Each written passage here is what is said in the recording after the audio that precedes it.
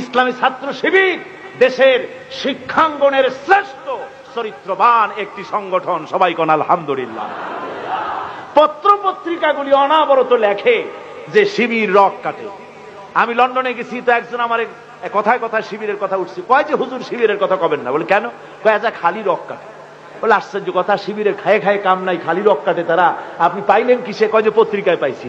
আমি তখন বললাম, দেখেন কোরআন শরীফের সূরা হুজুরাত 26 পারা, কোরআন শরীফে আল্লাহ পাক বলেছেন ফাসেক কর্তৃক পরিবেশিত খবরকে যাচাই না করে বিশ্বাস করো না। আজকে পত্র পত্রিকার কাজ, তাদের কাজ হচ্ছে অধিকাংশ, সব না, সাংবাদিকতা এক মহান পেশা।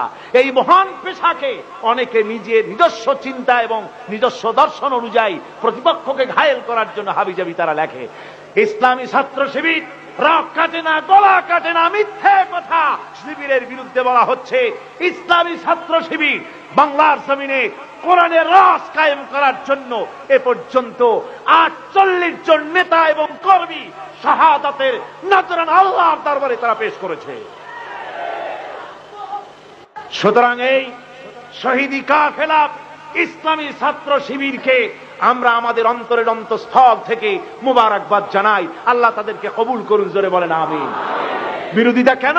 যাতে করে নতুন প্রজন্ম ছাত্র শিবিরের মতো চরিত্রবান সংগঠনে সামিল না হতে পারে, সেই জন্য তাদেরকে ভয় দেখানো হচ্ছে। ওখানে গেলে তারা রক কেটে দেবে, তারা গলা কেটে দেবে, এই কথা বলে শিবির থেকে তারা মাহরুম করতেছে।